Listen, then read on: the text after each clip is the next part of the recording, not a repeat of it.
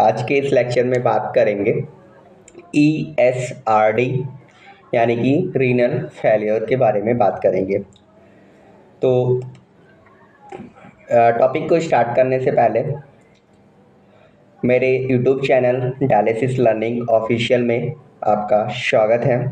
यदि आप चैनल पे पहली बार हैं तो प्लीज़ मेरे चैनल को सब्सक्राइब करें और इसे ज़्यादा से ज़्यादा डायलिसिस स्टूडेंट्स ग्रुप में फॉरवर्ड करें, जिससे एक पॉजिटिव मोटिवेशन मेरे लिए बना रहे और मैं आप लोगों के लिए day by day lecture upload करता रहूं अपने यूट्यूब चैनल पे। तो फाइनली समझते हैं कि management of patients with and stage renal disease, यानी कि ऐसे पेशेंट जिनकी किडनी एकदम ख़राब हो चुकी है या ESRD में ऐसे पेशेंट चले गए हैं, उनके लिए हम लोग मैनेजमेंट क्या क्या कर सकते हैं। इसको स्टार्ट करने से पहले हम ये समझ लेते हैं कि किडनी का बेसिक फंक्शन क्या होता है। तो किडनी के बेसिक फंक्शन को समझाने के लिए मैंने यहाँ पे कुछ वर्ड्स के शॉर्ट फॉर्म बनाए हैं, या बोल सकते हैं कुछ बेसिक टर्म्स में वर्ड्स के सीक्वेंस को रखा है।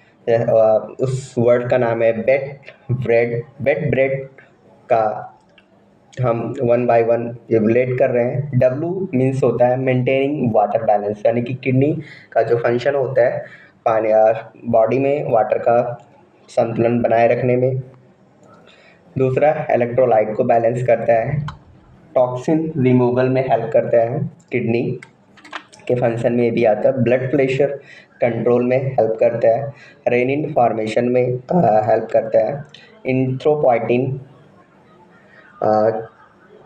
बनाने में किडनी हेल्प करता है। मेंटेनिंग एसिड बेस बैलेंस, जो किडनी का फंक्शन है एसिड बेस बैलेंस करने में भी हेल्प करता है। विटामिन डी मेटाबॉलिज्म में भी हेल्प करता है।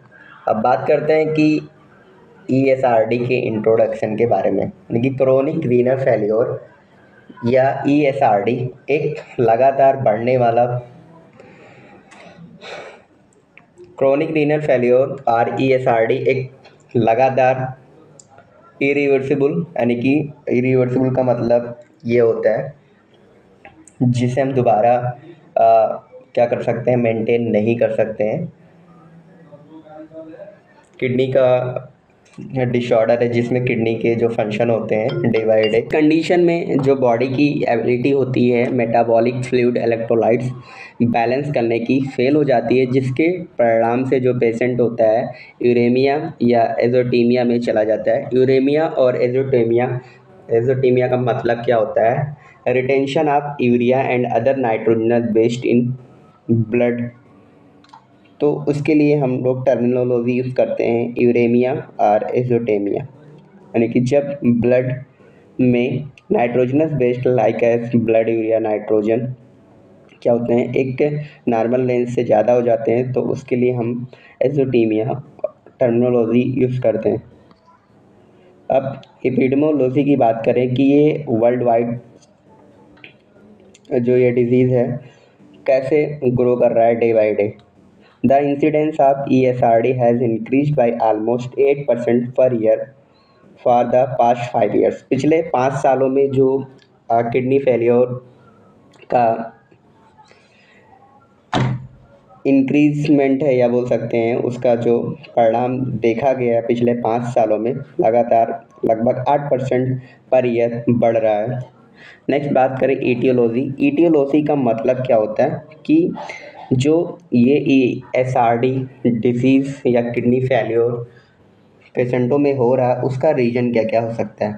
पहला रीज़न की बात करें, क्रोनिक ग्लोमेरुलोनेफ्राइटिस।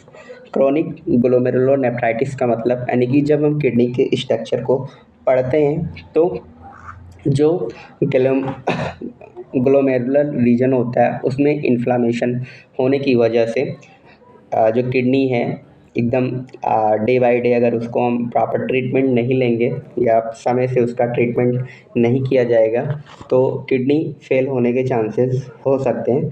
सेकंड है पाइलोनेफ्राइटिस।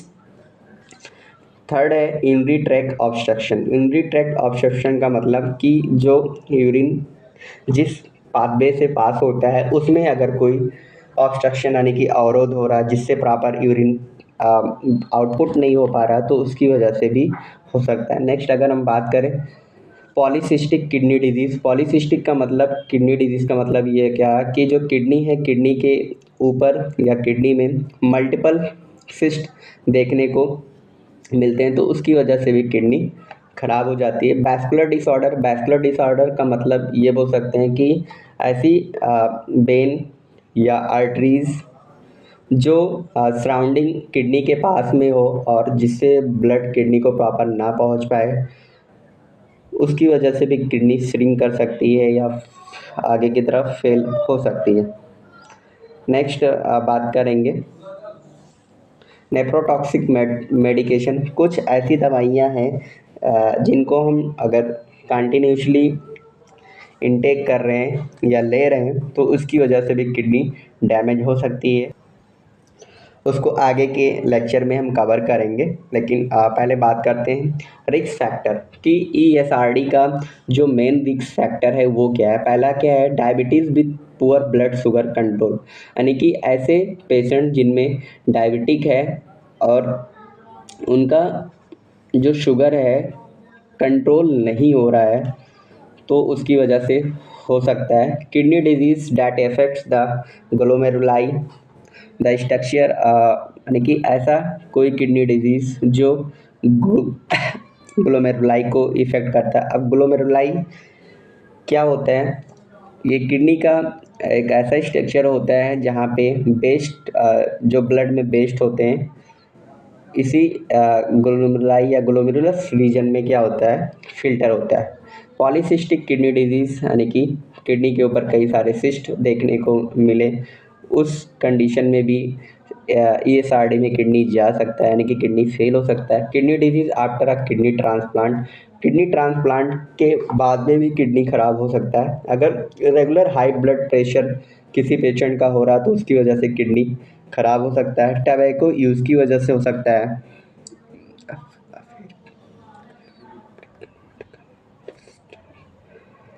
मेल सेक्स में देखने को ओल्डर एज में भी किडनी ज़्यादा खराब होने को मिलता है या देखने को मिलता है। पैथोफिजियोलॉजी की बात करें, पैथोफिजियोलॉजी का मतलब ये हुआ कि उस रोग की फिजियोलॉजी क्या है, कैसे वो रोग डेवलप होता है या ESRD में कैसे कोई पेशेंट जाता है।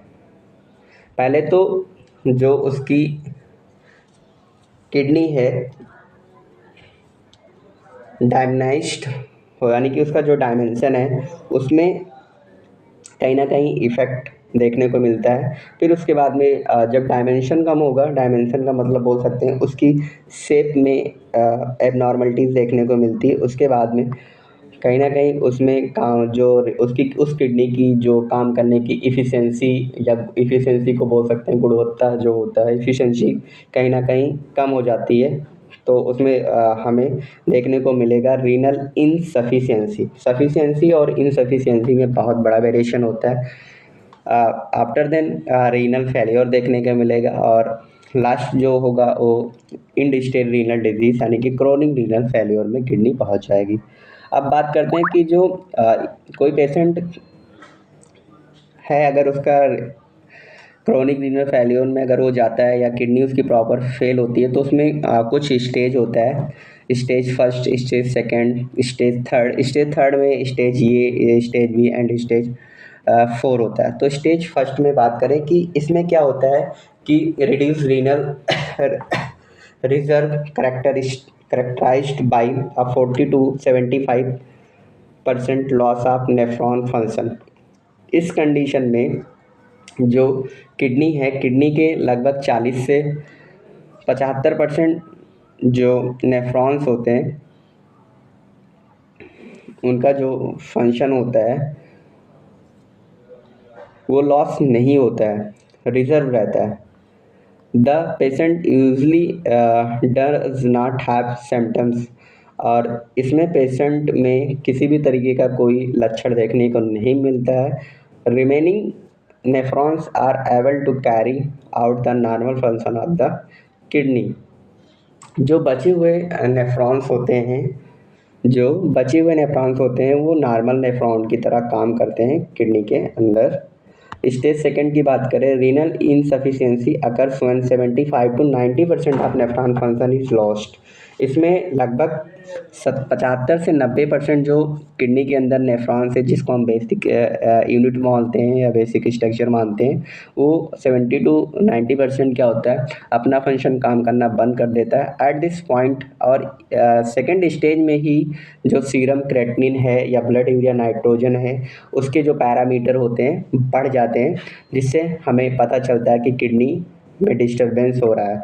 The kidney loses its ability to concentrate urine and anemia develops, और जिसकी वजह से जो यूरिन का कंसंट्रेशन होता है उसमें डिस्टर्बेंस आ जाता है और पेशेंट को एनीमिया भी हो सकता है। द पेशेंट में रिपोर्ट्स पॉलीयूरिया एंड नॉक्टियूरिया। तो पॉलीयूरिया और नॉक्टियूरिया को आप लोग कमेंट करके बताएं इसका मतलब क्या होता है, जिससे मुझे पता चल सके कि कितने लोगों को ये आता है। जिन लोगों को नहीं मतलब है, नहीं पता है इसका मतलब पॉलीयूरिया और नॉक्टियूरिया ये क्या है, बेसिक टर्म है जब हम रीनल फंक्शन को पढ़ते हैं या किडनी के फंक्शंस को पढ़ते हैं, यानी कि मैं बोल सकते हैं उसके फिजियोलॉजी के बारे में पढ़ते हैं, तो ये टर्म बार बार आता है। स्टेज थर्ड की बात करें